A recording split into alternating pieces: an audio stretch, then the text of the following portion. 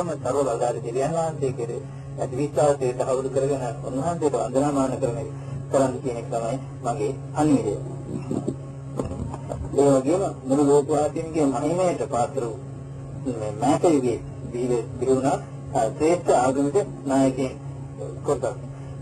ඒක ගැන කතා කරනවා නම් දැනට අවුරුදු 2500කට විතර ප්‍රථම ගෞතම බුදු කෙනෙක් ඉන්දියා දේශයේ ඒ දේශයේ ඒ කුලයකට ආවෙනකෝ ඒ කොටසකට ආවෙනකෝ ස්ථානයක ඇති වෙලා උන්වහන්සේ දේශනා කළා. දේශනා කරේ මොකද්ද? උන්වහන්සේට තව සිටියේ මේ අහත් ඵලයේත් පොළොව ඵලයේ දක්වා සියලුම දේ අයත් මහේසා කියු දෙවියන් වහන්සේට වන්දනා කරන්න කියලා උන්වහන්සේ කිව්වේ. මොකක්ද ගාථාව? ආකාශත්‍රාය චුම්මත්තා දේවානාගා මහිත්‍තිකා කියන ගාථාවෙන් උන්වහන්සේ දේශනා කළේ එකම එක දෙවියන් වහන්සේට මේ ලෝකයේ සියලු දේ හිමි එකම දෙවියන් වහන්සේට පාලකයා වූ දෙවියන් වහන්සේට වන්දනා කරන්න කියලා උන්වහන්සේගේ දේශනා කර මහ ජනයාට පෙන්වා දුන්නා. ඒ වගේම ඊට අවුරුදු 500 ගණනකට පසුව, ඒ කියන්නේ දැනට වර්ෂ 1992කට ප්‍රථම වර්ගයේ වැඩවසන මාර්ගයේ ධ්‍යානනේ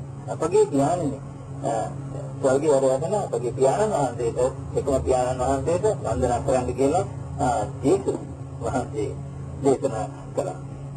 ඒත්තාගේ ක්‍රිස්තු ධර්මයේ ආරම්භණයට පස්සේ නමුත් දේශනාවේ ඉපදී දේශනාවේ ධර්මයේ තුලින් උන්වහන්සේ දේශනා කළේ ස්වර්ගයේ වැඩ සිටින එකම සර්වබලධාරී දෙවියන් වහන්සේට වන්දනා කරන්න කියලා මේ මිනිස්සු මේ හදවතේ තියෙන එකම දෙවියන් වහන්සේ වෙතට ඒ ආගමික නායකවරුන් ඒ කාලේ තමයි මේ මහ ජනතාව යොමු කරා. මොකද මේ ජනතාවගේ හදවත තියෙන දේවත්වයේ මහිමේ අත්දකින අවස්ථාවන් නගාරීගෙන යන කෙනෙකුට වෙන අවස්ථාවලදී තමයි ඒ කාලවල ඒ දේශාන්තරවල ඒ නායකයන් නබිවරු ජනතාවට නැවත මේ ජීවිතයේ මහිමේ පෙන්වා දෙමින් දෙවියන් වහන්සේට එකම දෙවියන් වහන්සේට වන්දනා කරන්න කියලා ඒ වහන්සේලා දේශනා කළා. ඒ වගේම ඊට අවුරුදු 500කට පමණ පසු බලන අවුරුදු 500 මේ ජන සමාජයේ තත්ත්වයේ තිබුණ තත්ත්වය අපිට පැහැදිලි වෙනවා. මේ මොකද ඊට කිට්ටු කාලවලදී මේ වගේ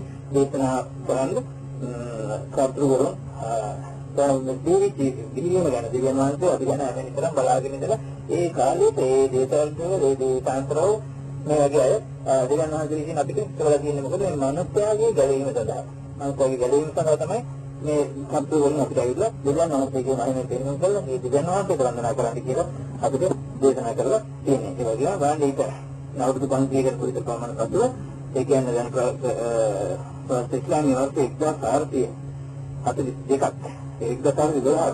කට ප්‍රථම මුහම්මද් සල්ලල්ලාහු අලයිහි වසල්ලම් තුමා රබ්බනා ලකල් හම්දු කියා දේශනා කර දෙනවා. වදාරේ ඒ රබ්බනා ලකල් මේ ලෝකේ පාලක දෙවියන් වහන්සේ මේ ලෝකේ සියලු දෙකින් රබ්බනා රබ්බ කියන තමන් වහන්සේට වන්දනා කරන්න කියලා උන්වහන්සේ වෙනවා දුන්නේ. උන්වහන්සේගේ ධර්මයේ එතුමාගේ මුහම්මද් සල්ලල්ලාහු අලයිහි වසල්ලම් තුමාගේ ධර්මයේ මුළු ලෝකේ සියලුම ජනතාවට දේශනා කළේ මුළු ලෝකෙම එකම දෙවියන් වහන්සේ ඒ දෙවියන් වහන්සේට වන්දනා කරන්න කියලා තමයි උන්වහන්සේ අන්තිම වශයෙන් අවසාන නබි වශයෙන් අපිට පැමිණෙන අවසාන ආගම් කටුවරයා වශයෙන් දේශනා කරේ. ඊට පස්ව දැන් අවුරුදු 1900 ගානක් ඊට පස්ව අවුරුදු 1900 ගානක් කිසිම නබිවරයෙක් පහළ වුණේ නැහැ. එතුමා තමයි බුදුහාමුදුරුවෝ නැත්නම් දේශපාලකයෙක් නැත්නම් මොහොත නවා ඒ වගේ කර්තෘවරු දේශනා කළ අනාගත වාක්‍යය තමයි අතිගරුවරයා නැත්නම් අවසාන වාක්‍යකරුවරයා වන මුහම්මද් සල්ලල්ලාහු අලයිහි වසල්ලම් තුමා අපිට අවසාන වශයෙන් දෙන්නේ මුළු ලෝකයේම මේ එකම දෙවියන් වහන්සේ කියලා පවතිනවා. ඒ දෙවියන් වහන්සේට අපි නමස්කාර කරමු කියන දේශනය අපි දුක්ඛ දැක්කොටම පාදිලි වෙන්නේ දැනට මේ මුළු ලෝකයේම පවතින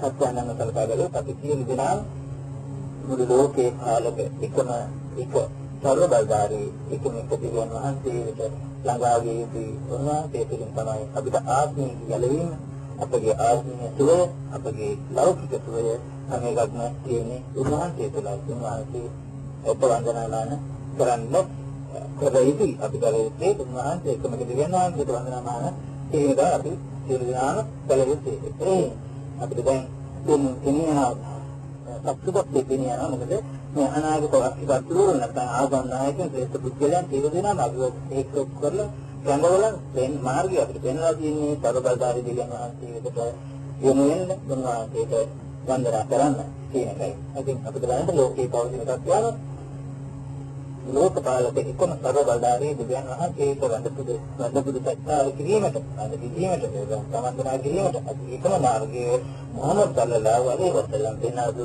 ඉස්ලාම් ධර්මයයි.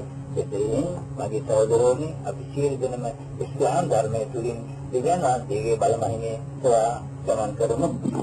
ඉතින් මගේ අවසාන කොටසට ලෝකේ රජබන ව්‍යාජ දෙවිවරු වශයෙන් ව්‍යාජ දෙවි රූප වලින් ඒ ධර්මතාව වලින් නිදි නියම සත්‍යතාවයෙන් මුළු එකම දෙවියන් වහන්සේගේ ශ්‍රී නාමය ආරක්ෂා කරගෙන එතුමාට ඉස්ලාම් ධර්මයේ තුලින් වන්දනා කරනවා. වෙන කිසිම මාර්ගයක් තුලින් වහන්සේට වන්දනා කරන්න බෑ. කරන්න එකම මාර්ගය තමයි ඉස්ලාම් ධර්මය. अस्सलामु अलैकुम वरहमतुल्लाहि वबरकातुह. මේ ඉස්ලාමීය සහෝදර ජමාල් මොහමඩ් ශ්‍රී ලංකාවේ. සහෝදරයනි ඉස්ලාම් ධර්මයේ සම්බන්ධව ක්‍රියාත්මකයේ තුලදී ඔබට ගන්නගෙන ඕනෑම සිංහලෙන් ගන්නගෙන ඕනෑම ප්‍රශ්නයකට පිළිතුරු සපයීමට මාගේ ශ්‍රී ලංකා සහෝදර ඉස්ලාමීය සහෝදර පයිතාල් මාතා සූදානම්.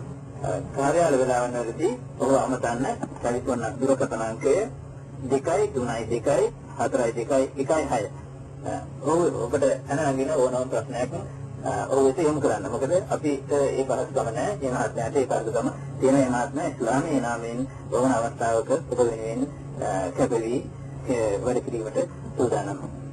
ඔබට අල්ලාහ් තාලාගේ ආශිර්වාදය හිමිවේවා.